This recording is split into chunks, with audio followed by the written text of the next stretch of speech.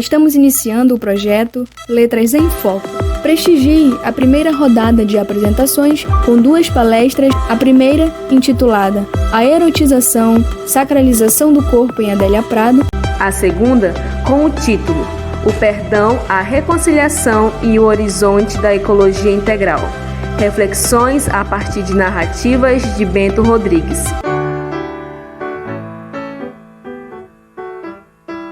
Nesta primeira rodada, nós teremos 2 palestras. A primeira delas será ministrada pela professora doutora Cleide Oliveira.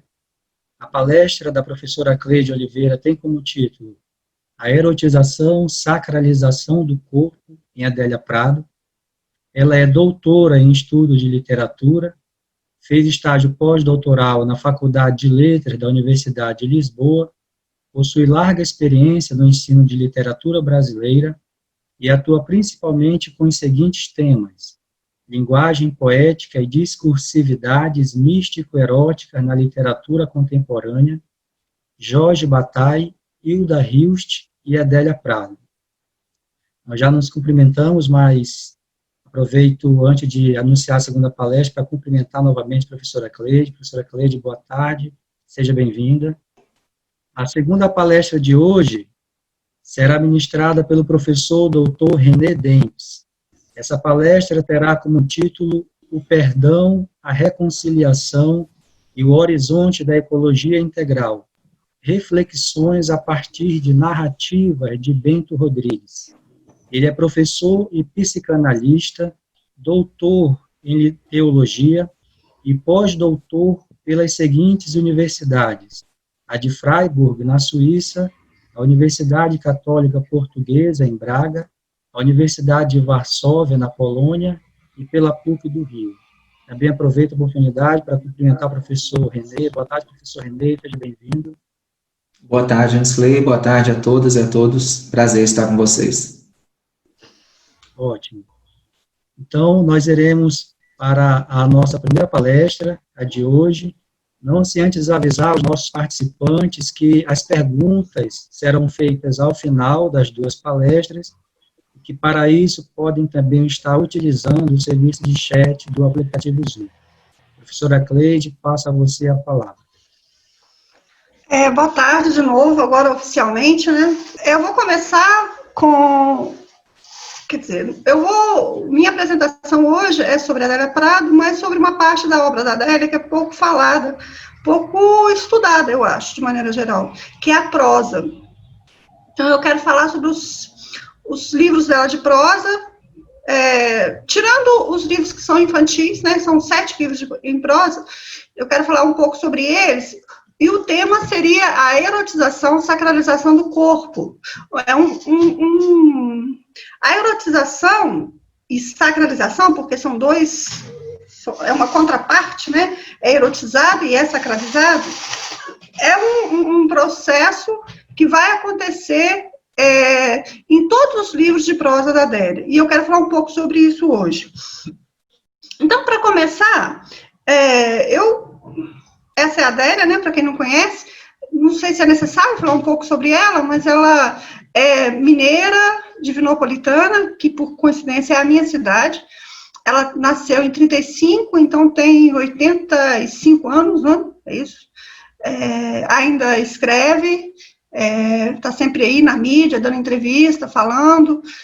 É casada com o Zé, né, que é famoso já na literatura por causa das personagens que são muito, me parece que são espelhadas nele, as personagens masculinas dos seus livros, e tem vários filhos, não sei quantos, não me lembro, tem vários filhos, e nunca saiu da cidadezinha do interior, que é Divinópolis, onde ela nasceu. Então, eu não gosto muito de lance biográfico, não, mas... Enfim, ela é muito católica, isso é importante falar, porque vai aparecer na obra dela, ela é religiosa, e começou a escrever, talvez isso seja de interesse para quem não a conhece, ela escreveu o seu primeiro livro publicou o seu primeiro livro já aos 40 anos, e foi muito bem recebida pela crítica.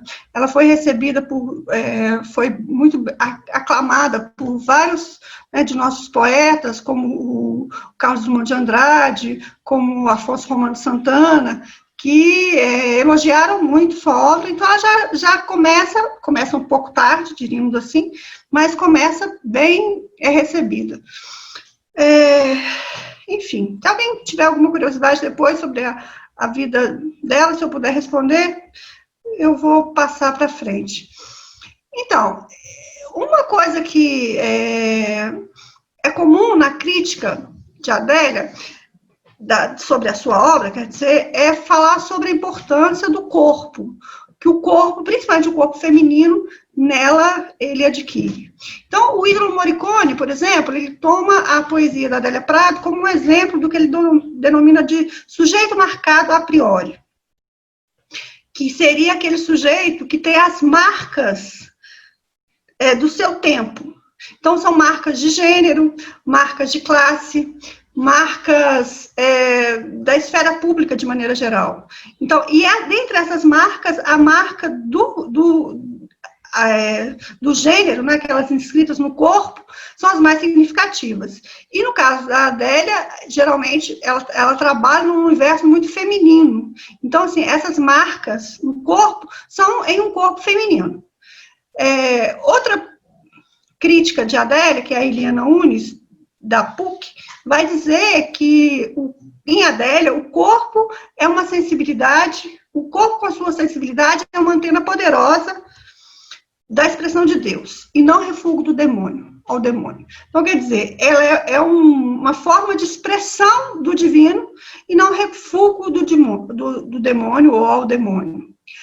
Já a Maria Clara Bingmer, que aí é uma teóloga, ela vai enfatizar o aspecto da encarnação, da importância da encarnação em toda a teologia cristã. Quer dizer, toda a teologia cristã, todo o cristianismo, né, mais claramente, ele se apoia na encarnação do Deus homem, que foi Jesus Cristo. Então, assim, a carne, o corpo, é de vital importância no cristianismo, e essa importância aparece também na obra da Adélia Prado, tanto na poesia como na prosa, mas eu quero falar sobre a prosa. Então, eu queria começar com um verso, não é um verso, é da prosa, que eu gosto muito, que fala: o mistério vai se mostrar através do corpo. De do Homem da Mão Seca, um romance muito interessante, que eu gostaria muitíssimo. Tá aí, Renan, olha aí, Renê, olha a sugestão. Queria muitíssimo que um teólogo lesse comigo e sei lá, discutisse comigo esse romance, assim. Esse é um romance espetacular, tem várias coisas interessantes para se discutir do ponto de vista da teologia. Muito interessante, O Homem da Mão Seca. Mas, então, quando se diz que o mistério vai se mostrar através do corpo, você fala de um corpo que é um corpo aberto, um corpo que está aberto para o mistério, um corpo que ele mesmo é manifestação desse mistério, que vai aparecer em muitas das personagens da Adélia. Isso são prévias, né, para começar nas obras específicas. Um outro verso que eu quero falar é esse aqui: erótico é alma. Aqui, tá vendo? A gente estava conversando agora há pouco sobre a dicotomia entre gramática e literatura. Quando você vai analisar um poema, essa dicotomia não existe, porque você precisa da gramática para entender, por exemplo, que erótico é a alma, é um problema, um verso problemático, não é um verso simples, não é um verso onde você está adjetivando um substantivo simplesmente. Se fosse erótica é a alma, tudo bem, alguma coisa, quer dizer, teria a alma determinadas características sensíveis ou imagéticas que faz com que ela pudesse ser chamada de erótica, mas não é isso que o verso está falando. Ele está falando que o erótico é a alma. Você não tem um determinante alma, um determinante erótico e um determinado alma. Você tem dois substantivos, erótico e alma, e um verbo de ligação que vai juntar as duas coisas e nos dizer que uma coisa é a outra. Então, o campo do erótico se estende ao campo alma, e a alma fica pungente, pesada, corpórea, enquanto que o erótico, ele se transcendentaliza, ele se espiritualiza. Então, esse verso, para mim, é um sinônimo qualquer, poderia ser uma epígrafe de toda a obra da Adélia, assim, que sintetizando toda a obra dela. Isso que eu já falei, não falei, quero falar um pouco sobre isso, mas... Então, quando você tem essa operação nesse verso, né, o cenário do erótico se expande a uma realidade que ultrapassa a corporalidade e se inscreve na transcendência, enquanto o signo alma torna-se pesado e pungente, quase corpóreo. A esse movimento, que é esse movimento de mistura, de miscigenação, de transposição, eu estou chamando de ascese aos avessos. E por que ascese aos avessos? Porque é uma ascese ao contrário, uma ascese um pouco diferente das asceses de maneira que a gente tem conhecimento de maneira geral. Essa ascese, ela se distingue dos movimentos ascéticos tradicionais, que geralmente se pautam em controle, domesticação e talvez até apagamento do corpo. O termo ascese significa exercício, né? Mas ele inicialmente era um termo para exercício físico, mas progressivamente foi sendo aplicado a esses determinados exercícios espirituais que se faziam no corpo, para deixar o corpo, diríamos assim, pronto, submisso, preparado para uma experiência espiritual, uma experiência mística. Então, a ascese na Adélia, eu estou chamando de ascese, mas ela se distingue desse processo ascético tradicional por alguns motivos, que eu quero falar sobre quais são esses motivos. Por exemplo, ela implica um rigoroso exame de si, e um progressivo desprendimento de uma concepção do corpo como locus profano interdito, acompanhado de um movimento de emancipação que transforma o corpo em locus privilegiado para a experiência do sagrado. Então, é tanto um desprendimento de determinadas concepções que, como a gente vai ver, são concepções legadas, né, por Platão, por um neoplatonismo mal lido, mal recebido, talvez. Então, você tem esse processo de desprender-se dessas concepções, de desprender-se e desaprender determinadas concepções, e são concepções que a cultura cristã, ela tomou para si de forma muito forte, ela se assegurou dessas concepções. Então, precisa se desprender dessas concepções e, ao mesmo tempo, emancipar o corpo, um processo de emancipação que vai transformar o corpo em locus sagrado. Locus onde a hierofania ou epifania vai acontecer. Então, esse processo de erotização e sacralização, que é o tema da nossa fala, diríamos assim, é o final, é o resultado. E a ascese é o processo. Você tem esse processo de ascese, processo de transformação, de preparação do corpo, para que então o corpo seja sacralizado, seja erotizado. E como isso vai acontecer? Isso vai acontecer, inicialmente, através de uma profunda tomada de consciência do corpo, do próprio corpo e do corpo do outro.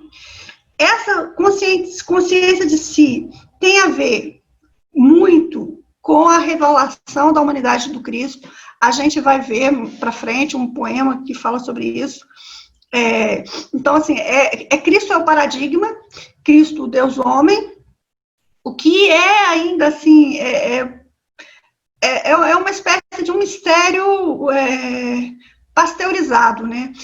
a humanidade de Cristo é pasteurizada, perdeu muito para nós o estranhamento de um Deus que seja homem, mas qualquer reflexão um pouco mais honesta, um pouco mais transparente dessa encarnação vai nos deixar boquiabertos.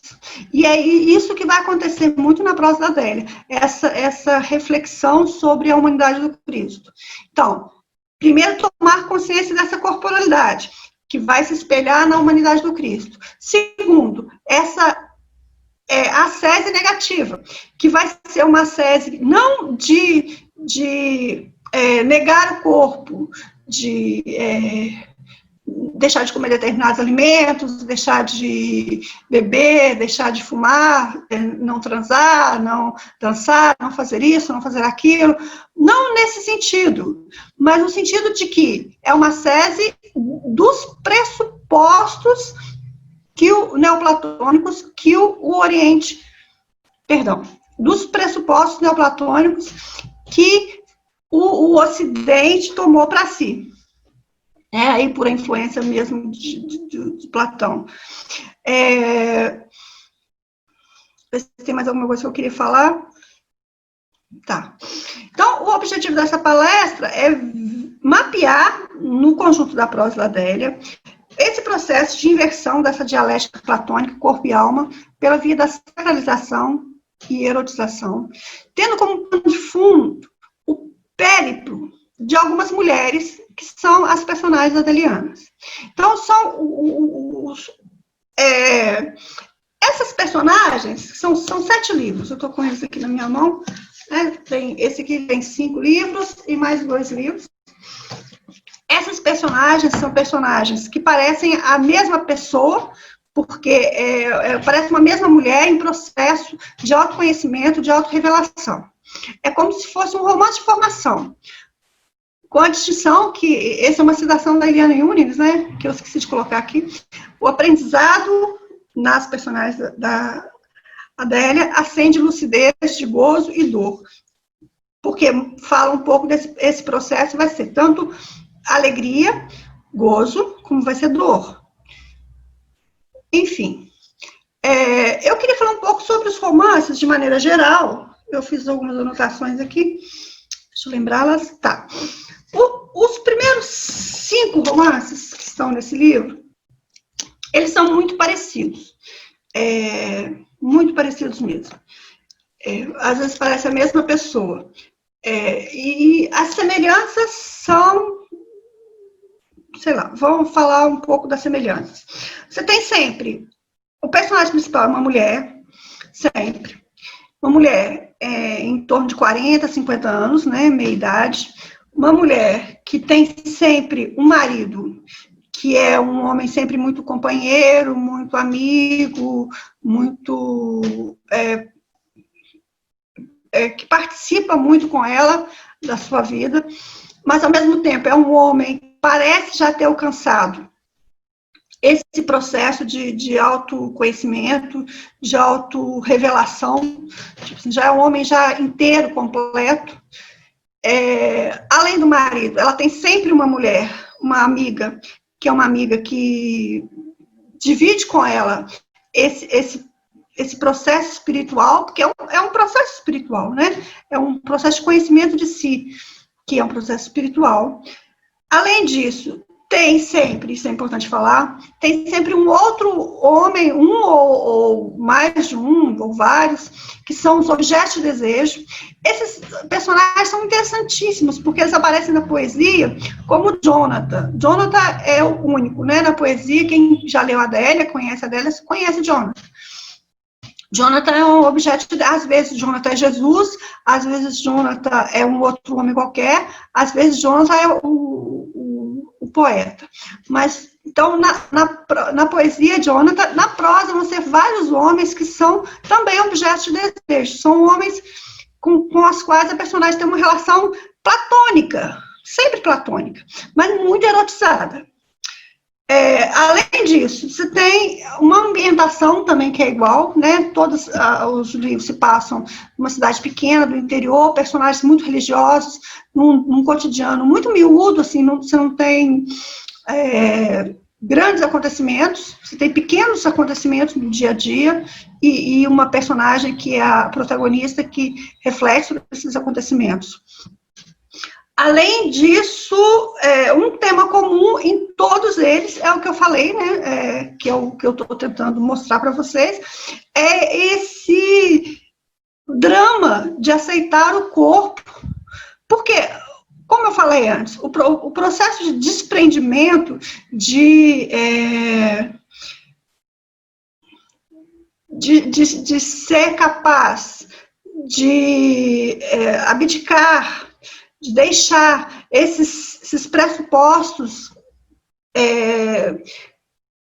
neoplatônicos com os quais nós fomos educados, ele é um processo complicado, é um processo longo. Então, é um processo em que tem que se aceitar o corpo com as suas demandas. O corpo precisa ser aceito. O corpo precisa ser aceito com as suas demandas, mesmo aquelas menos nobres.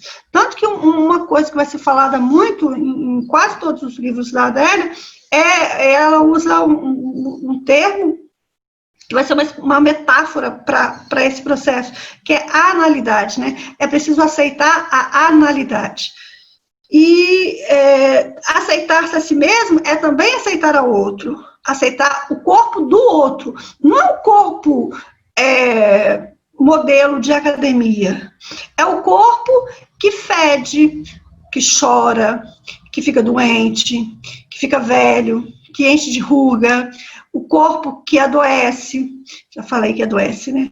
É esse corpo que produz humores, que produz humores, esqueci a palavra. Então, é esse corpo que tem que ser aceito.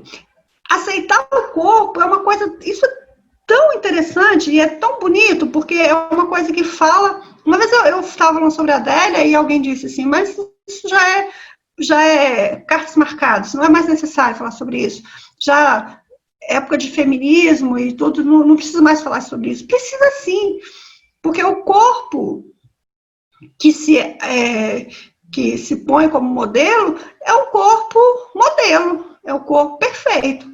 Mas o que a Adélia está falando não é de uma espécie de perfeccionismo de aceitar não é um corpo que seria perfeito, mas seria aceitar o corpo como ele é, integrá-lo, cosmogonizá-lo. Eu gosto desse termo, cosmogonizar. É preciso cosmogonizar o corpo. Isso significa integrar nele todos os aspectos, fastos e nefastos, todos os aspectos do corpo. Enfim, então, para começar, eu vou ler uns trechinhos, dos romances todos, de maneira geral, mostrando isso a vocês. Uns trechinhos do Solte os Cachorros, de 1979, que é o primeiro livro de prosa dela. Então, ali você já vê um certo descompasso entre o corpo e a alma. Esse descompasso vai sempre continuar. Eu esqueci de falar uma coisa. Cada livro, os livros são um eterno devir. Cada livro começa um processo, que é esse processo de sacralização do corpo. Ao fim do livro, esse processo termina. O corpo é sacralizado. No livro seguinte, começa tudo de novo. Então, assim, é um devir que nunca está pronto, nunca está terminado, está sempre começando, porque é um processo mesmo. E nesse Solte os Cachorros, que é um dos livros diferentes dela, porque não é um livro que não tem uma personagem nomeada, mas você tem uma série de pequenos capítulos com pequenas histórias, ou às vezes só reflexões de uma personagem, às vezes parece mais de uma personagem, mais de uma pessoa, não é exatamente uma personagem só, mas sempre é uma mulher, uma voz feminina que fala, uma voz feminina nesse universo bem adeliano, religioso, do interior. Então, assim, dá-se a entender que mesmo não sendo a mesma mulher, é a mesma mulher no mesmo processo, nesse processo de sacralização. Então, vai dizer no primeiro trecho que eu selecionei: o corpo é muito satisfeito, considerado em si mesmo. Já a minha alma, às vezes, tira a roupa e fica feito um árabe na direção do Meca, pondo e tirando a cabeça do chão sem entender pantufas, sem entender as pantufas. Você já tem aqui esse problema. O corpo é satisfeito, o corpo está bem dentro dele mesmo, mas a alma não entende. A alma,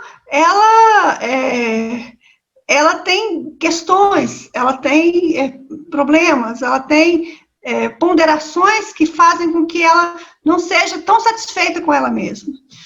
E um outro trecho que eu gosto, que eu acho interessante e importante falar, é esse aqui de baixo, que fala sobre a opção pelo inteiro, né? Ela pergunta: querendo uma coisa, tem que abrir mão de outra? A minha bocarada é do inteiro que gosta. É um outro trecho que, se eu tivesse que dizer assim, um trecho que sintetizasse a obra da Adélia, também seria esse, porque a questão da inteireza perpassa toda a obra dela.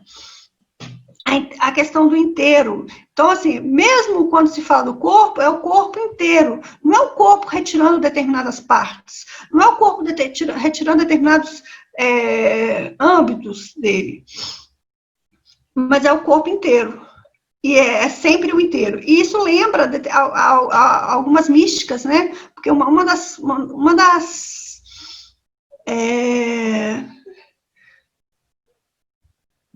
das atrações do místico, né, uma das coisas que um pendor do místico é o pendor pelo inteiro. O místico quer entregar-se ao inteiro, à unidade. Então, a paixão pela unidade é uma coisa que move muito o místico. É uma coisa que faz parte fortemente da prosa adeliana.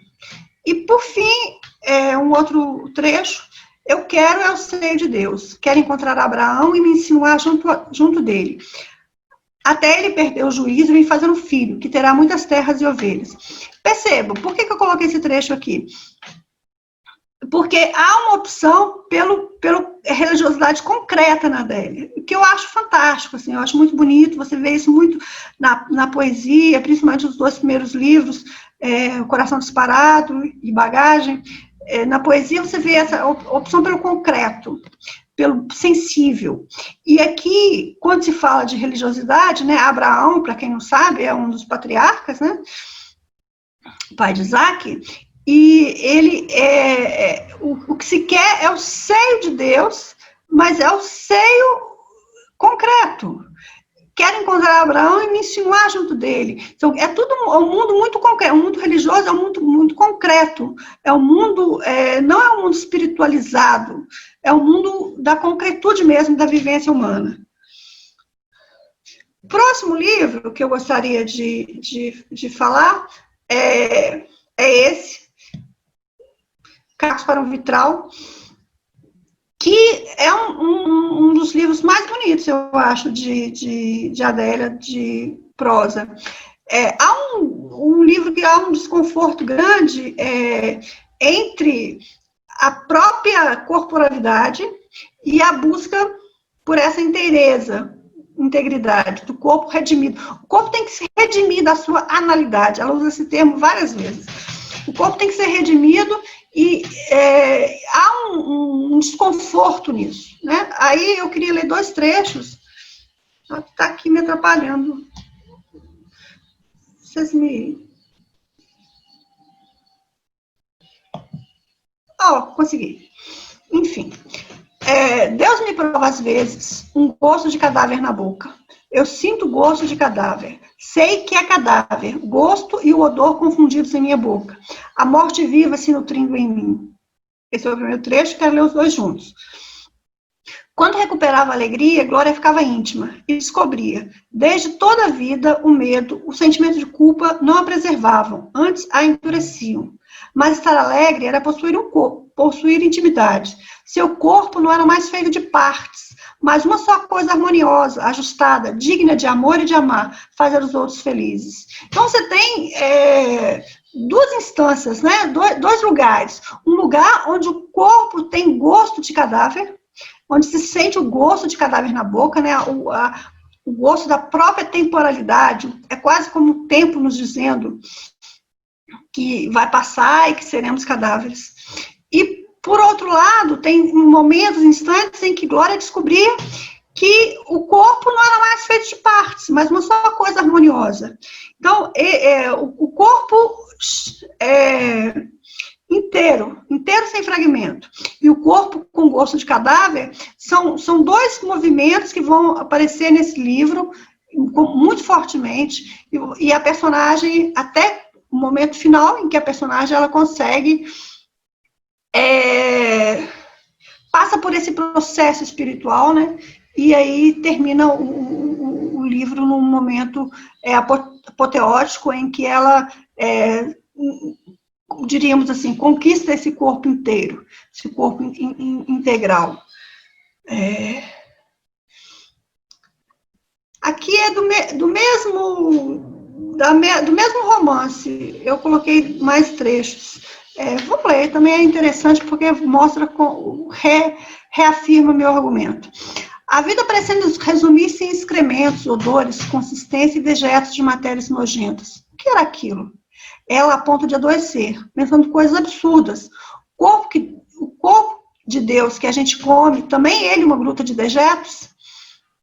E necessitarei de quantas paixões para amansar meu orgulho e me deixar ver de frente, de costa, de quatro, comendo, descomendo, sem turvar os olhos? Para isso caminho. Alguém me ensinará. Uma paixão, uma grande paixão me tomará de tal forma que tanto se me dará a ser. Você tem, novamente, essa dicotomia, esses dois movimentos. O movimento em que a vida parece resumir-se em excrementos, né? Em que o corpo é só esse gruta de dejetos. E a pergunta, que é uma pergunta perturbadora, né? O corpo de Deus que a gente come, também ele é uma gruta de dejetos, o corpo de Cristo? Foi. E, por outro lado, uma necessidade ou um apelo ao momento em que será livre dessas demandas e uma grande paixão tomará o sujeito poético, que já não mais se incomodará com isso, né? É um momento que seria um momento que o corpo seria integrado nele mesmo, que o corpo seria inteiro, sem fragmentos, e um corpo cosmogonizado. Então, nesses dois trechos que a gente leu, nos anteriores também, fica claro que a ascese adeliana, ela pode não ser um movimento de disciplinarização e controle. Não é mesmo. Mas é ainda assim uma pedagogia do corpo. Quer dizer, o corpo tem que aprender. O corpo precisa aprender que não tem desvão, só inocência e beleza, é um verso da Adélia. E a referência a esse processo como uma paixão não deixa dúvida quanto ao paradigma dessa aprendizagem. Deus, homem, Jesus Cristo. Então, o corpo precisa aprender e ele vai aprender a partir de uma pedagogia que é ensinada pela contemplação do corpo de Jesus Cristo. E aí a gente lê esse poema que é bem conhecido. Muitos devem conhecê-lo, né? Mas vamos ler novamente, porque sempre vale a pena. Festa do corpo de Deus. Como um tumor maduro, a poesia pulsa dolorosa, anunciando a paixão.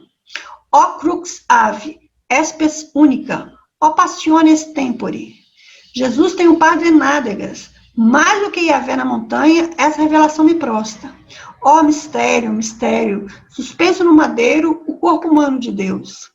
É próprio do sexo o ar que nos faunos surpreende, em crianças supostamente pervertidas e a que chamam de soluto.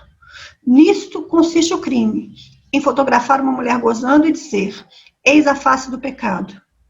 Por séculos e séculos, os demônios porfiaram em nos cegar com esse embuste. E teu corpo na cruz suspenso, e teu corpo na cruz sem panos. Olha para mim. Eu te adoro, ó Salvador meu, que apaixonadamente me revelas a inocência da carne. Expondo-te como um fruto nessa árvore de execração, o que dizes é amor. Amor do corpo, amor. Enfim, eu queria chamar a atenção nesse poema aqui, que eu li para chamar a atenção a isso, que vai se falar de um embuste e uma revelação. Duas coisas, né? O embuste é esse embuste que os demônios nos cegaram por séculos e séculos. Qual é esse embuste? É o embuste de que o corpo, de que o corpo é mau, que o corpo não é sagrado, de que o corpo não é bom, de que o corpo é fonte de pecado, e que, junto com isso, que o sexo também seria fonte de pecado. Esse é o embuste demoníaco. E a revelação? Quem faz essa revelação é o corpo de Cristo na cruz. O corpo de Cristo sem panos, né, nu. Essa revelação é a revelação da inocência da carne, que é só na contemplação desse corpo humano de Deus, na contemplação e nesse espanto. É preciso se espantar com isso. É preciso se espantar, porque senão não estamos olhando direito. É preciso olhar direito e se espantar. Que o corpo humano de Cristo na cruz. E ele nos revela a inocência da carne. Então, esse poema, ele mostra bem esse processo que eu estava querendo falar, que é um processo de pedagogia, né? Pedagogia do corpo, pedagogia que é preciso aprender que o corpo é inocente, que não é preciso pedir perdão pelo corpo, mas é preciso reconhecer a sacralidade inerente do próprio corpo. O próximo livro, Os Componentes da Banda, de 1984, ele vai continuar com as mesmas dicotomias, as mesmas polaridades. Então, você tem o corpo, de um lado, o corpo belo e inocente, como o corpo humano de Cristo na cruz, e o corpo com seus humores e demandas que precisa ser aceito. Né? Tem um trecho nesse romance que eu acho interessante, que a personagem principal chama Glória, a protagonista. A Glória vai com o marido em Belo Horizonte fazer alguma coisa, e lá ela vê um mendigo na rua, e o mendigo está todo sujo de catarro, né? Espirrou e está com o rosto sujo de catarro, e ela fica transtornada. Ela não consegue fazer nada, fica pensando naquilo o tempo todo e fica com nojo, mas se sente mal, porque não pode ter nojo, fica pensando justamente nesse processo, né? De que o corpo como fala a outra personagem, o corpo é gruta de dejetos? Não, mas o corpo também é sagrado, é o corpo humano de Cristo na cruz. Então, ela pensa na amiga que... Professora Cleide, só, desculpa, pedindo sua permissão para falar. Sim. A organização para falar sobre o tempo, temos 5 minutos. 5? 5. Nossa! Então... Continue. Tá, eu vou só falar sobre esse aqui e contar uma coisa. Então, a personagem fica pensando na amiga, que se fosse amiga, iria lá, iria dar oferecer um lenço ao mendigo e pronto, e tomar uma atitude. Mas ela não consegue, ela fica transtornada, e isso é um palco para uma reflexão muito grande sobre essa questão do corpo. O corpo, com suas demandas, é um corpo imperfeito, mas ele precisa ser aceito na sua imperfeição. só para contar uma coisa desse livro aqui, o Homem da Mão Seca é um livro que eu falei que mereceria uma leitura teológica boa, ele é um livro muito interessante, e o nome dele já é muito interessante, né? O Homem da Mão Seca é uma referência ao episódio dos evangelhos, eu não lembro mais qual evangelho, mas de um dos evangelhos, em que Jesus Cristo, ele aparece um homem pedindo para ser curado, que tem a mão seca, né, a mão mirrada, e Jesus diz para ele, estende a tua mão, o que é um paradoxo, assim, uma coisa espetacular isso, eu adoro esse milagre, porque estender a mão é justamente a impossibilidade, né? E Cristo vai pedir justamente que ele estenda a mão. Não é se ele deve ter pensado assim, se eu pudesse estender a mão, eu já não estaria aqui pedindo para ser curado. Mas ele estende a mão. Então, a fé, ela exige, na verdade, a palavra de Cristo, naquele momento, exigia a impossibilidade. Para se cumprir o milagre, era a impossibilidade de que ele estendesse a mão. Então, nesse romance, tem muito forte essa questão da questão da graça, né? Tem uma coisa interessante, que a personagem principal, ela está com problema nos dentes, está com o dente cariado e precisa ao dentista, mas ela não tem coragem de ir ao dentista, ela tem muito medo de dentista, como muitos de nós, né, inclusive eu. E ela vai e diz, né, esse é o trecho que eu coloquei aqui, Deus me cansa, pois me pede incessantemente o que não sou capaz de oferecer-lhe. Sem anestesia, deixa o dentista tratar seu molar sensível. Não posso, respondo, não dou conta, é impossível para mim. Vou destruir sua cidade, aleijar Tomás, matar seu filho, deixar no purgatório a alma de seu pai. Pelo menos, mulher, pede ao Espírito Santo. Eu não posso, nem o Espírito Santo sou capaz de pedir, pois tenho horror de que venha e me dê coragem para tratar meu dente com dor. Eu não quero ter coragem, me dá pavor. Não sei, ela não quer pedir para ter coragem, porque vai que ela ganhasse coragem. Ela não tem coragem de pedir por coragem. É um romance que é interessante, porque ao final do romance, ela vai exatamente numa situação que ela está com o marido, de briga, eles estão viajando, eles acabaram de ter uma discussão boba, e cada um na sua cadeira, sem conversar, e ela sente que existe um abismo entre os dois. Até o momento em que ela estende a mão e toca nele. Então, assim, esse tocar no outro é aceitar o outro, é aceitar o corpo do outro, é aceitar o outro como ele é. Nesse tocar, quando ela toca no marido, aí tem uma narrativa, uma experiência mística, né? Uma experiência de união, de unidade muito interessante, muito bonita. Nesse momento, ela pode, se cumpre, né, porque o mais difícil, ela quer tocar no marido e não consegue tocar no marido, fica tentando, ela tem que vencer-se a si mesma, vencer a própria, suas próprias barreiras para poder conseguir tocar no marido. E aí é o espelhamento junto com o título do romance e com o milagre no qual ela se espelha. Então, enfim, não sei se eu fui clara, se eu consegui expressar, mas eu queria dizer que nos outros livros vai continuar isso. Esse é um trabalho que foi publicado, só não lembro a revista mais, mas está publicado, tá? O título dele é Uma Sese aos Avessos. Está publicado aí numa revista aí da UFRJ, se não me lembro, se não me esqueço.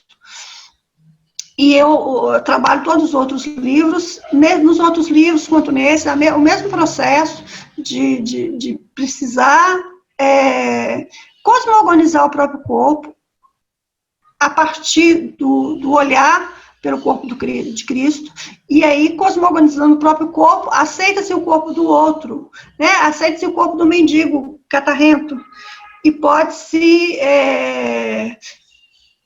estender a mão e tocar no outro. Então, é um processo que é interessante. Eu espero que tenha sido clara, pelo menos para dar vontade para outras pessoas para lerem os romances. Muito obrigada. Bom, agradecemos imensamente a participação da professora Cleide com a sua palestra, e agora nós passaremos à nossa segunda palestra. Professor Renê, a palavra é sua.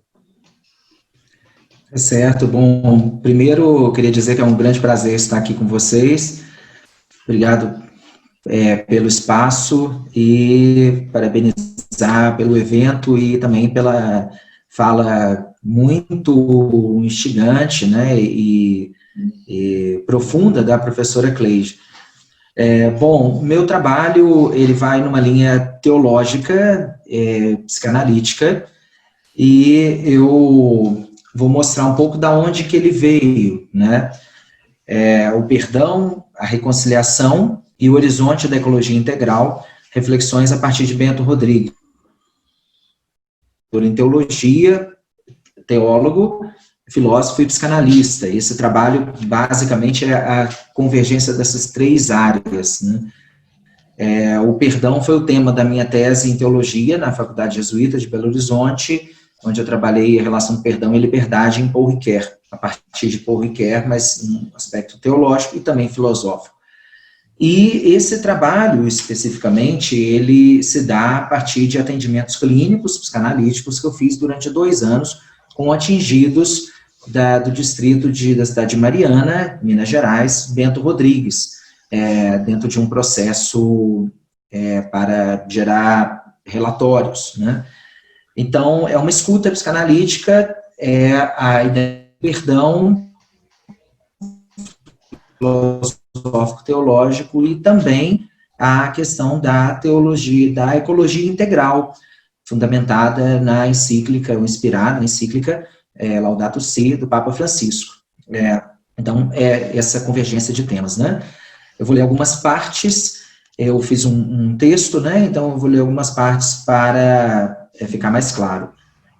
A história a seguir foi escrita desde relatos clínicos, vou comentando, de um atingido, de Bento Rodrigues, também considerando vários relatos. O subdistrito de Bento Rodrigues encontra-se a 35 quilômetros do centro de Mariana, estado de Minas Gerais. É uma cidade com aproximadamente 60 mil habitantes, a cidade, a sede, mas o distrito, não, era em torno de 600 habitantes. Em outubro de 2015, ela tinha, né, uma população, Bento, né, de 600 habitantes, que ocupava aproximadamente 200 casas. O Bento, assim chamado por seus moradores, como se fosse uma entidade, né, aqui tem um dado interessante, que era chamado, e vocês vão ver isso ao longo do texto, a relação é tão forte com a terra, num sentido corporal, que era chamado de o Bento, né, quer dizer, como se fosse uma pessoa, né, uma entidade. Assim chamados seus moradores, foi um dos caminhos mais importantes da Estrada Real. No dia 5 de novembro de 2015, a barragem de Fundão, que continha rejeitos da extração e processamento minério de ferro, rompeu-se, atingindo centenas de moradores das vilas de Bento Rodrigues, Paracatu de Baixo, que se situavam a alguns quilômetros. Tristes capítulos da história de Minas Gerais, nossa apresentação. Qual o papel da religião nesse episódio? É possível alcançar perdão a partir da memória apaziguada? Durante a vida cotidiana de Bento Rodrigues, o senhor João, que é um nome fictício de um desses analisandos, atualmente com mais de 70 anos, trabalhava com atividade de agricultura e pecuária, tendo contato diário com 6 irmãos e a família em geral. Nascido e criado no Bento, lá estavam suas histórias, suas lembranças, seus sofrimentos, suas alegrias e sua vida. Nunca precisou tomar remédio para dormir, mas agora necessita, pois o sono é frequentemente leve, acordando várias vezes durante a noite. Relata sonhos com o rompimento da barragem e acorda assustado, com medo, imaginando que o evento irá acontecer novamente. Sua condição de diabético piorou nos últimos anos, sendo relatado por médicos de que foi devido à condição emocional. Permanece constantemente em casa com sinais claros de depressão profunda, pois não apresenta vontade de fazer nada. Sua fala também é arrastada, demonstrando abatimento. Afirma com frequência que sua vida teve fim, que não tem mais sentido sem sua terra, com lágrimas nos olhos. Esse é um relato, né? Seu João sente muita falta dos amigos e parentes, sobretudo irmãos com os quais trocava alimentos e prosas diárias. Parece-lhe que a família, os amigos e a comunidade acabaram. Também sente falta dos animais, pois apenas sobraram alguns que estão em uma fazenda distante. Os animais não eram apenas para o sustento, mas faziam parte de um projeto de existência, de cuidado, de um ciclo quase perfeito da vida, da natureza. A terra era o local onde viveu muitas histórias, onde cotidianamente pisava, trabalhava, onde caía seu suor, onde seu trabalho era realizado dignamente. Ela também fornecia generosamente os alimentos, com fartura, podendo inclusive oferecer vários deles aos amigos. A comunidade. Para além de um meio de vida, a terra era um meio de historicidade, de pertencimento. No chão do Bento, Senhor João enterrou seus parentes, seus animais, seus amigos. Lá está sua existência, lá estava sua existência. É tudo confuso, pois parece que nada existe mais, apenas na memória, que se apaga aos poucos, na desesperança de nunca a vida ser mais como antes. O vínculo com o espaço não era simples, é espaço, não há mais tempo. Mas seu corpo ainda existência. Pessoas como o Sr. João, nascidas, criadas e moradores de mais de 7 décadas no Bento, aprenderam a coexistir de forma harmônica com a terra, em cuidado com a terra. Humanidade e terra podem sim ser uma unidade complexa. O Bento provava isso. E aí eu faço uma citação aqui, uma inserção, uma citação no livro do Leonardo Boff, Reflexões de um Velho, teólogo e pensador, de 2018. Terra e humanidade formam uma grande e complexa unidade. É o que nos testemunham os astronautas que puderam ver a Terra da Lua ou de suas naves espaciais.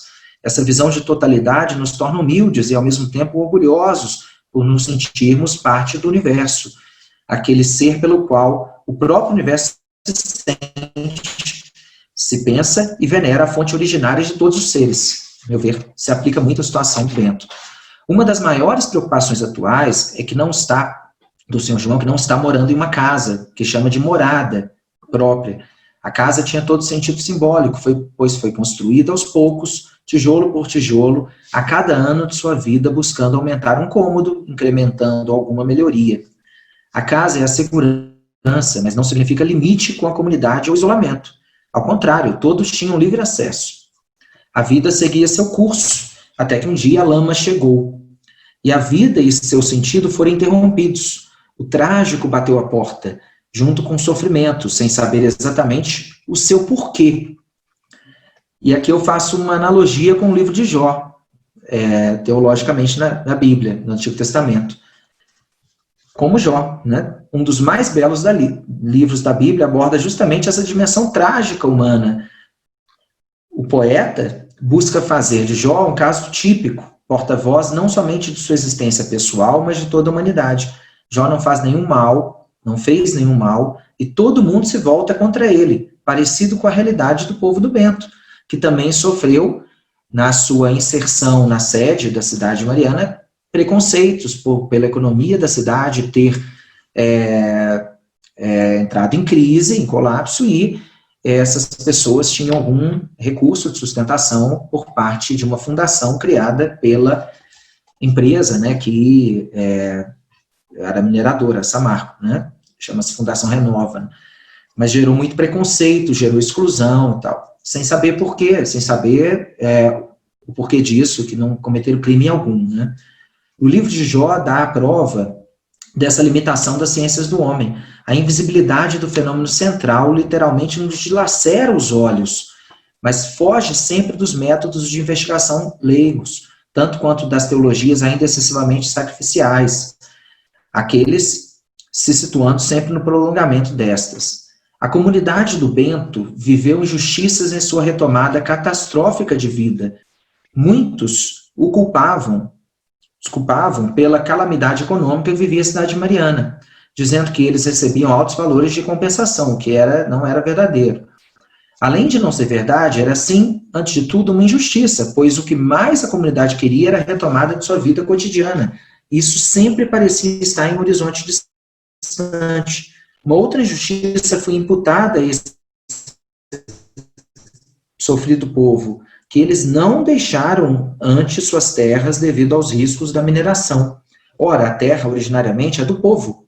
Os interesses econômicos surgem violentamente depois, trazendo degradação da natureza e de seus recursos. Em alguns momentos da vida, nos deparamos com inexplicáveis situações que rompem uma lógica natural da existência. Quando acontece uma tragédia, a morte de inocentes, perguntamos se há um sentido no acontecimento ou não. Procuramos sentidos como forma de alento e compreensão, mas no fundo não entendemos o porquê dos acontecimentos trágicos, bruscos e que interrompem ciclos da vida.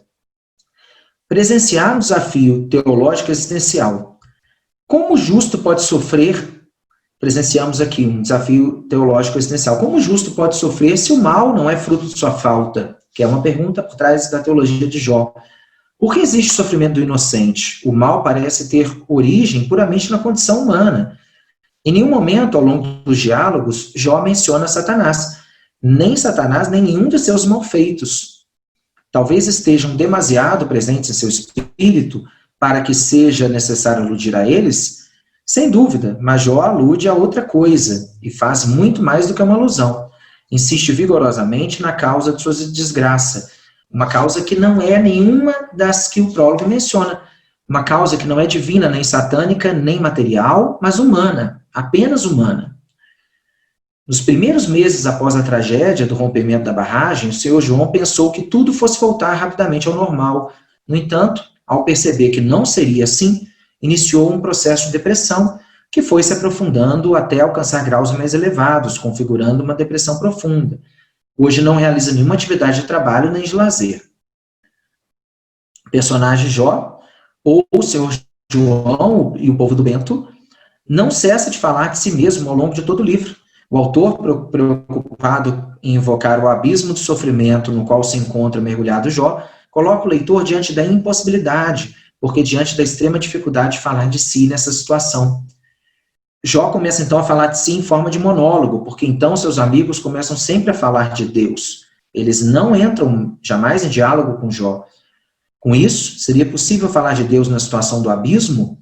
O autor, em certo sentido, não quer dar relevância à realidade do mal em si.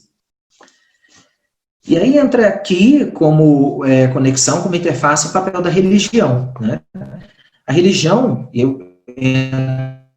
uma outra citação de Leonardo Boff, do mesmo livro. A religião funda a incondicionalidade e a obrigatoriedade das normas éticas muito melhor do que a razão abstrata ou discurso racional, parcamente convenientes e só compreensíveis por alguns setores da sociedade que possuem as mediações teóricas de sua apreensão. A religião, por ser a cosmovisão mais generalizada, concretamente, o caminho comum das grandes maiorias, é mais universal e compreensível.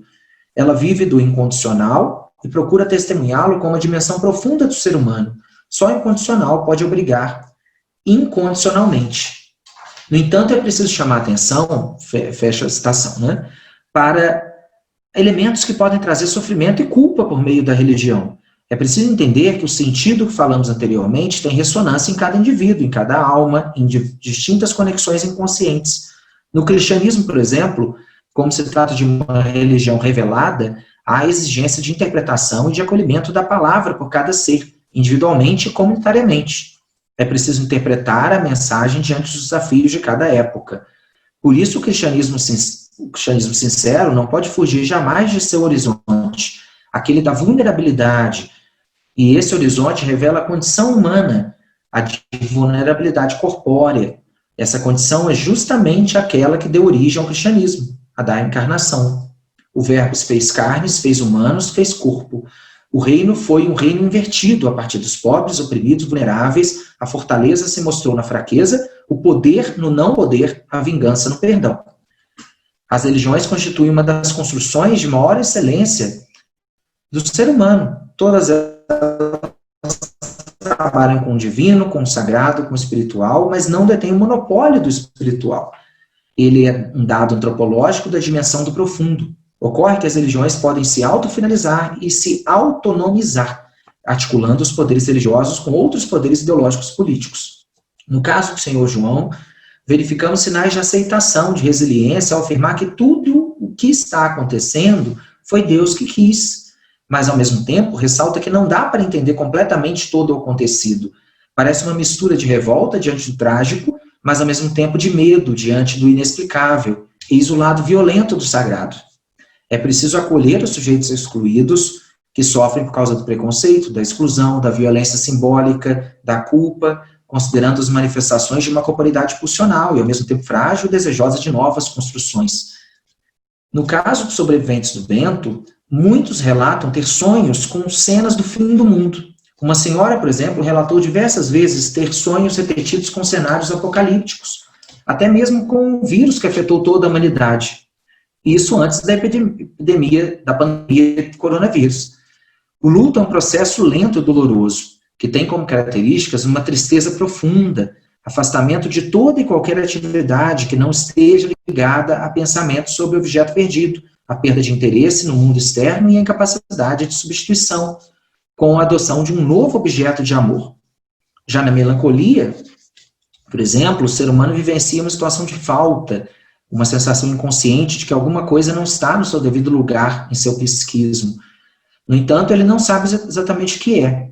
Trata-se de uma perda, mas pode ter acontecido de alguma forma, em algum lugar do passado, ressoa em todos os anos, em seu cotidiano, em sua existência. Esse processo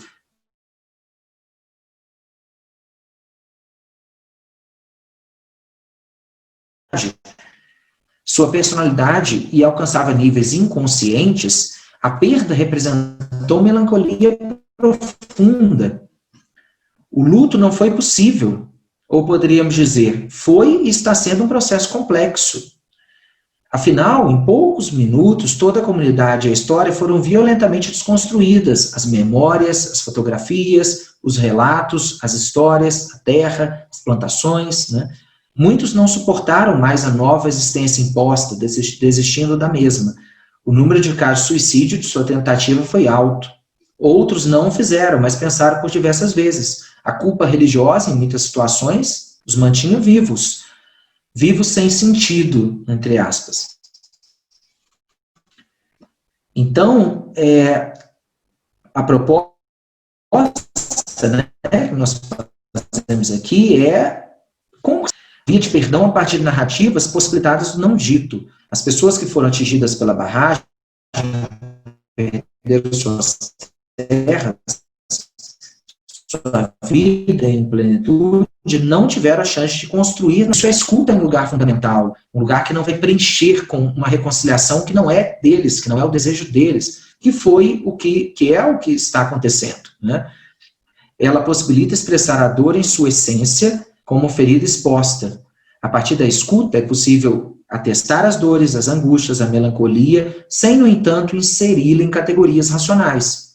A genuína escuta rompe com as violências simbólico-miméticas que imputam culpa e colocam os sujeitos vulneráveis em um lugar social construído não a partir de suas subjetividades reais. Os seres humanos possuem uma identidade que advém da cultura e de sua via indireta, da família, das relações entre a figura paterna e materna.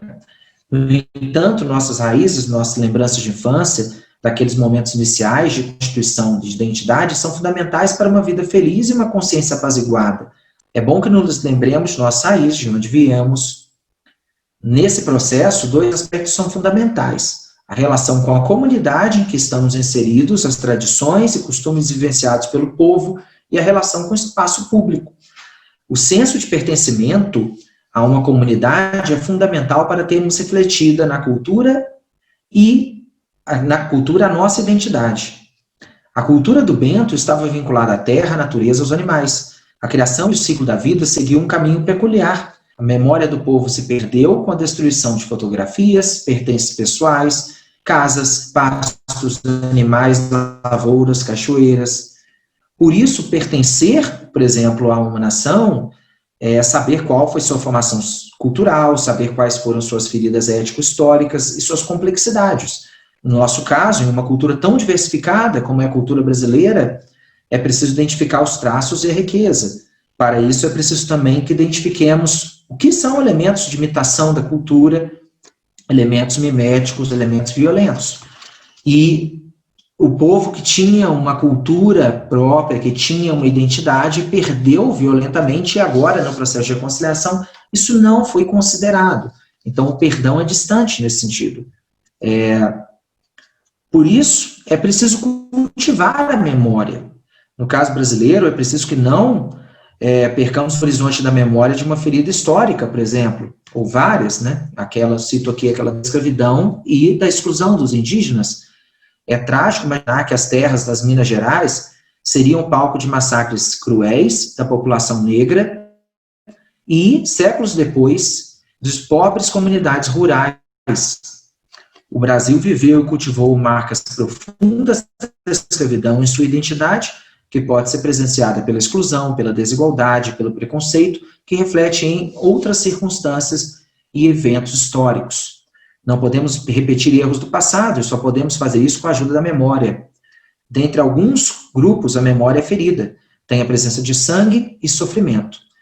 O sofrimento do povo ressoa, não cessa facilmente e deixa marcas de geração em geração. A dimensão, então, do perdão, como que seria alcançada aqui? E aqui a minha proposta é justamente, olha, a reparação de danos à comunidade do Bento seria de verificar a partir da escuta qual que seria, de fato, uma reinserção, uma reparação complexa do que era a vida dessa comunidade e não a partir de elementos miméticos, de uma inserção em outra vida, de desejo de outros, né? E necessariamente considerando uma ecologia integral, uma ecologia que não desrespeitasse, não ferisse a relação entre desenvolvimento social e desenvolvimento econômico. Não é o que acontece, né? Visto que depois de pouco tempo, de alguns anos, ocorre uma outra tragédia do mesmo estilo, que foi a de Bento, que aconteceu em Brumadinho também, nas terras de Minas Gerais, aqui próximo. Então, na região central mineradora, né? Então, nesse sentido, essa reparação necessariamente passaria por uma ecologia integral, ecologia que une o humano, a natureza e todas as riquezas que advêm dos mesmos, né? O perdão seria isso. Então, a dimensão do perdão é uma prova, sim, da evolução humana. Ela é a última etapa de uma sequência evolutiva, a tolerância, a reconciliação e o perdão. Este surge apenas a partir de uma memória apaziguada, que o filósofo francês Paul Ricoeur chamou de memória feliz. Trata-se da possibilidade de desligar o agente do ato, abrindo um campo de potencialidades para sujeitos que cometeram falhas, mas que são mais do que suas falhas. É evidente que o perdão deve vir acompanhado com da justiça e do reconhecimento, coisas que não aconteceram com a comunidade do Bento, né? E tampouco de Brumadinho. O pedido de perdão pressupõe sua aceitação. O ato de perdoar pressupõe tempo e luto, mas não se limita a estas instâncias, pois está vinculado a uma aposta no ser humano livre. Por isso inclui reconciliação e generosidade. Está situado entre o trabalho da lembrança e do luto, recontextualizando-os a partir de outra lógica, para além da reciprocidade, como acontece na dimensão da justiça. Nesse contexto, o ato de perdoar demonstra não apenas uma indeterminação do futuro, mas também o passado que pode ser alterado, pois há uma alteração de sentido. E daí a complexidade do perdão e, inclusive, a inserção e a vivência do perdão nessa situação da população da comunidade do Bento, né?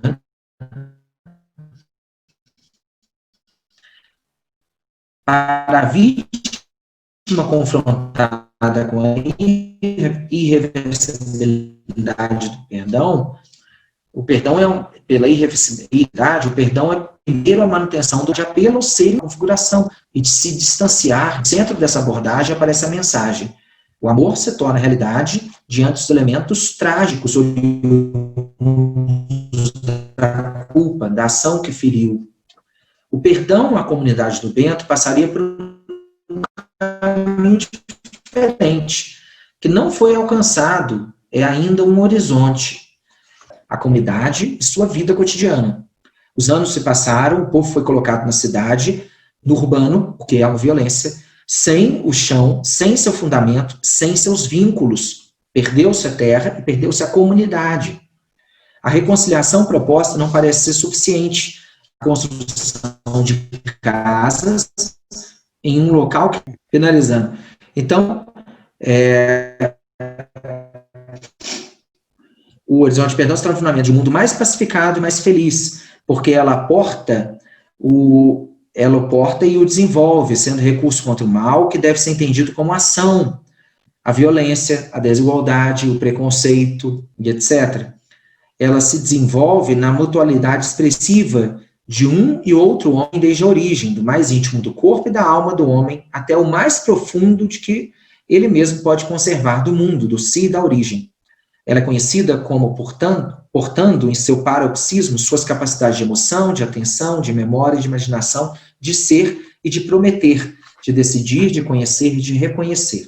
Ela é a expressividade, a alternância no ritmo modulado de silêncio e de expressão, capacidade de voltar a essa alternância uma vez que ela foi perdida.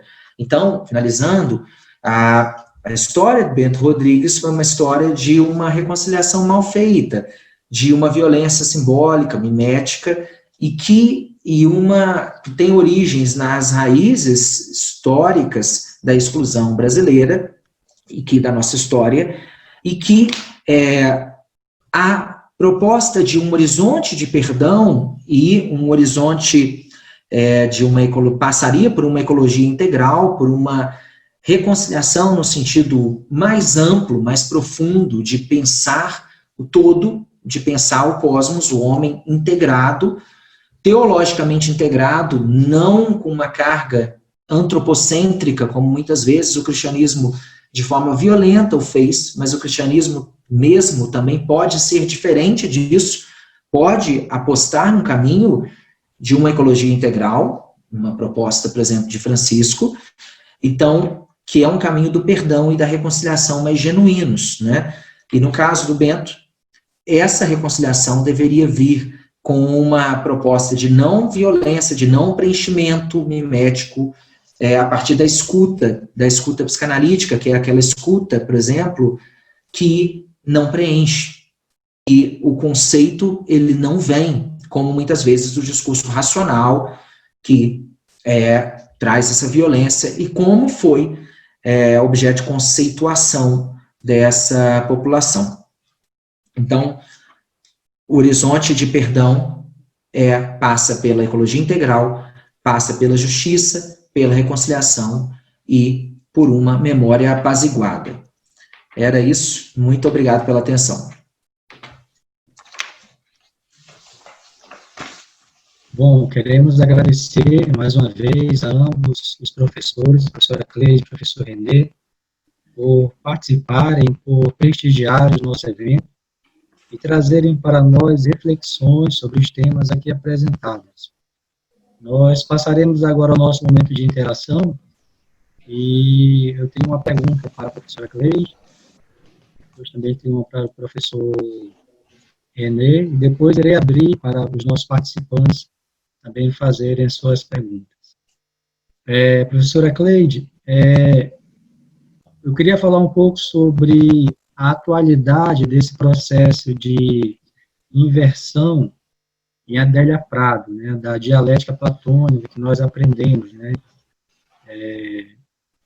Permita-me falar para ver se eu entendi. Ela, como poeta, vive exposta aos relâmpagos dos deuses, como diria Heidegger, né?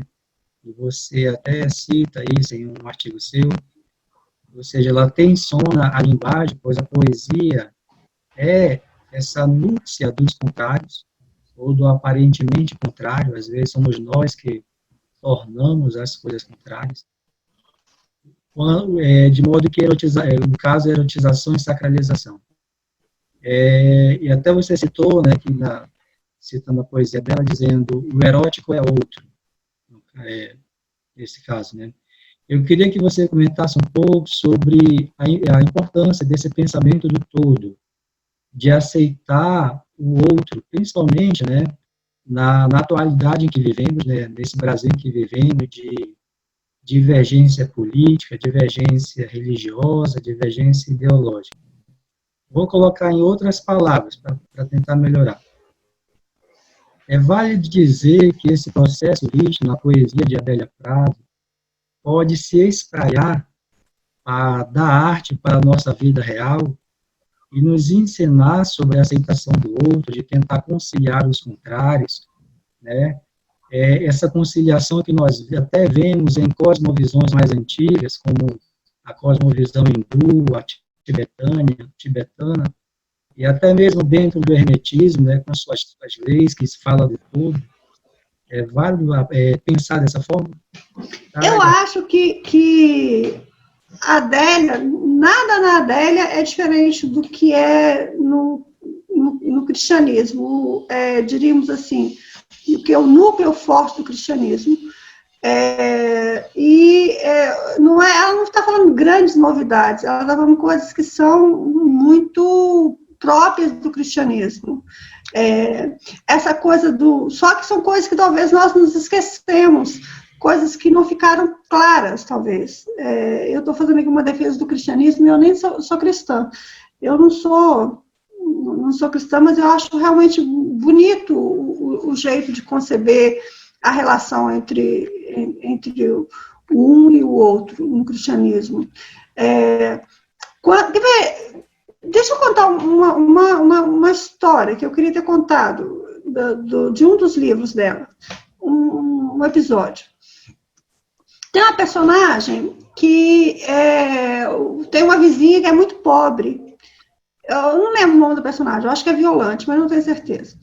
Ela tem uma vizinha que é muito pobre, e um dia o filho da vizinha chega no muro, né, que é muito comum na cidade do interior, tem um muro que separa, um muro baixinho, as casas, e o menino grita lá do outro lado, seu, dona, a minha mãe está pedindo uma panela,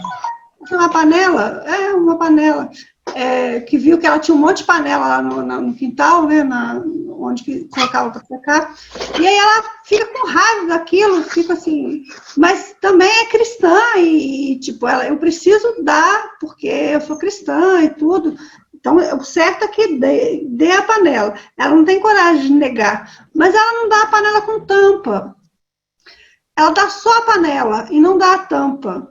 E isso é uma reflexão grande sobre isso, a panela sem tampa. Eu acho que nós costumamos dar a panela sem tampa, por aí, o nosso cristianismo.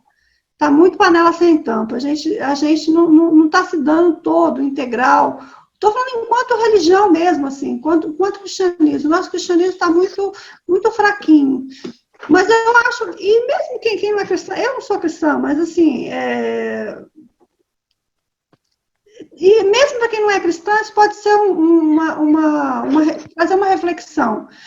Às vezes nós estamos fazendo alguma coisa para o outro, mas estamos fazendo muito o mínimo necessário, e não estamos aceitando o outro como o outro é. Eu acho possível, eu acredito muito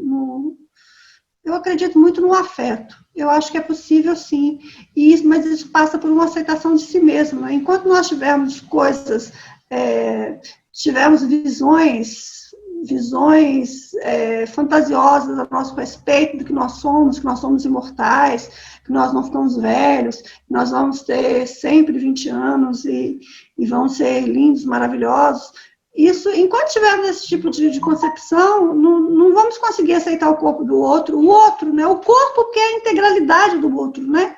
O corpo no sentido de que é o outro com cara, o outro que é homem ou mulher, que é negro ou branco ou índio, ou sei lá, o chinês. O corpo é a materialidade pulsante de uma vida. Então, assim, eu acho possível nós... Eu acredito, I believe. Mas o René podia responder essa pergunta também, ele é teólogo. Ele que é o teólogo. Professor René, quer comentar? Sim, obrigado pelo gancho aí, Cleide. Sim. Então, eu acho que sim, como teólogo, eu acho que realmente o cristianismo, ele passou por passa por uma tentação mimética, eu diria assim, né, de tentar construir fundamentos, mesmo teológicos, a partir de castelos de areia, a partir de ilusões, né. E quando a gente se depara com uma teologia, por exemplo, latino-americana, uma teologia, sobretudo segunda metade do século XX, e as suas novas configurações, né, você tem sim um cristianismo um pouco mais crítico, mais corpóreo, que eu diria assim, está atento às vulnerabilidades corpóreas, né. Então, eu acho que é um caminho, mas um caminho vamos dizer, árduo, porque também com muita resistência contrária, né, sobretudo na nossa sociedade e em outras que são extremamente conservadoras, um conservadorismo, de certa forma, um conservadorismo violento, né, mantendo o status quo. Então, você tem um cristianismo de resistência e teologias de resistência, né. Eu acho que expressões hoje das teologias do século XXI, por exemplo, teologia indígena, teologia negra, teologia feminista, teologia queer, são caminhos para a teologia do século XXI, e que aí sim nós temos um cristianismo mais genuíno, mais real, um encontro com o real, né, e isso no sentido até psicanalítico do termo, né, sem violências simbólicas, sem violências corpóreas, né, e considerando, sim, partindo das vulnerabilidades, né? Eu acho que é um pouco isso que nós presenciamos. Na América Latina, nós temos essa possibilidade, nós temos esse horizonte de teologia, apesar de todas as resistências, né? Mas existe, né? Professor René, eu tenho também uma pergunta, eu vou tentar ser mais sucinto para ver se eu não crio menos confusão. Trazendo a temática perdão, reconciliação para o nosso diálogo, né? Como a própria palavra diz, reconciliação, né? Unir duas coisas, dois lados, até contrários, né? E no caso das narrativas de Bento Rodrigues, nós vemos, pelo menos em minha visão, assim, a dicotomia, né? De um lado, uma dicotomia que separa, de um lado, as vítimas que precisam de reparação, e, de outro lado, os reparadores. De um lado, aqueles que estão pensando no desenvolvimento social, né, que requerem desenvolvimento social, e, de outro lado, aquela parte que talvez esteja só pensando nos custos e até mesmo na parte da economia. Até nós vemos mesmo na pandemia, né, essa mesma dicotomia, de um lado, uma parte pensando na economia, a outra na saúde, mais ou menos isso. A minha pergunta é o seguinte: nós estamos falando aí dessa mesma necessidade de integralidade, né, desse pensamento integral, de reconciliação, integrador? Você diz nessas duas realidades, a realidade, você diz uma polaridade, né, de um lado um pensamento, uma necessidade de desenvolvimento social, e outro lado um desenvolvimento econômico aplicados tanto no contexto da mineração, quanto no contexto agora da pandemia, né? É isso? Você entende bem? E até mesmo a possibilidade de dialogar com esse processo visto na poesia de Adélia Prado. Essa união, né, dos contrários, né? Sacralização, erotização, ou aparentemente contrário. Certo. Então, eu acho que o perdão é justamente esse processo, né, que você não tem perdão sem justiça, né, e nem sem pedido de perdão, né, e é um processo que exige, é difícil, como diz o Ricoeur, né, um filósofo importante do século XX, o perdão é difícil, não é impossível, então é todo um processo, é por isso que eu costumo usar as palavras, chamar de horizonte do perdão, porque é um caminho, né, eu vejo, James Clay, que, no fundo, no contexto da mineração, da barragem, né, do rompimento da barragem, cria-se uma falsa dicotomia. Por quê?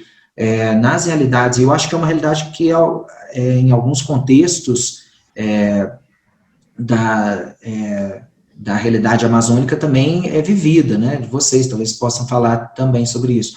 Mas em Minas Gerais, em algumas regiões, há um certo apego à mineração e um certo comodismo econômico em relação à mineração, né? De fato, a mineração traz recursos econômicos vastos, mais do que outros setores, mas há se acomoda economicamente em torno disso, em torno dela, né? Então, você não tem diversidade econômica em algumas cidades, você não tem planos de construção de distrito industrial, de turismo, de outros tipos de atividades econômicas, diversidade, né? Então, no fundo, eu vejo que quando acontece esse tipo de coisa, o colapso econômico, ele é muito responsabilidade dos anteriores agentes políticos, econômicos da cidade, que se acomodaram, né? Então, eu vejo que, assim, não se pode pensar de uma forma tão, assim, unilateral em termos econômicos, né? E em termos sociais também não. O fato é que essas comunidades em torno de barragens, né, e tal, são comunidades pobres, e comunidades que não recebem tantos frutos, assim, da mineração. Esse é o problema, né? Então, você não tem, com essa atividade econômica, uma consequência de desenvolvimento social. São cidades que vivem problemas sociais também, e com essa questão da mineração ainda mais, né? Eu vejo que há uma dicotomia, mas talvez seja haja uma culpa anterior a ela, entende? E no caso da pandemia também, eu vejo que, no fundo, você tem que uma oportunidade de pensar projetos, pensar novas formas de economia, pensar um projeto maior, macro, econômico de Brasil, que não existe, e que não existiu, e que precisa se pensar, né? Ou raramente existiu na história do Brasil. Então, eu acho que por isso que eu acho que não há essa dicotomia, né? É uma criação, né? Mas, no fundo, quando você tem um desafio, você tem que pensar em saídas, né? E essa reconciliação, ela só poderia vir a partir de uma reconciliação no sentido econômico e social, claro, logicamente, né? É preciso pensar nisso, né? Mas o econômico deveria ser pensado de uma forma mais integral, de uma forma menos assim, violenta, né? Que devastasse a própria população, né? Entende? A sua cultura. Bom, com o nosso tempo cumprido, pois nós já estamos chegando aí a 1h32 de transmissão, acredito que podemos dar por encerrada essa primeira rodada de palestra do Letras em Foco. Quero agradecer imensamente aos nossos palestrantes de hoje, professora Cleide, professor Renê. Agradeço a todos aqueles que estiveram conosco aqui até o momento. Quero agradecer aos organizadores do evento por todo o apoio técnico dado para a mediação dessa mesa, e também aproveitar a oportunidade para convidá-los para a próxima rodada de palestras, que estará acontecendo na próxima quarta-feira, às 15 horas, no horário de Manaus, 16 horas no horário de Brasília, aqui mesmo pelo aplicativo Zoom. Bom, um forte abraço a todos e até a próxima.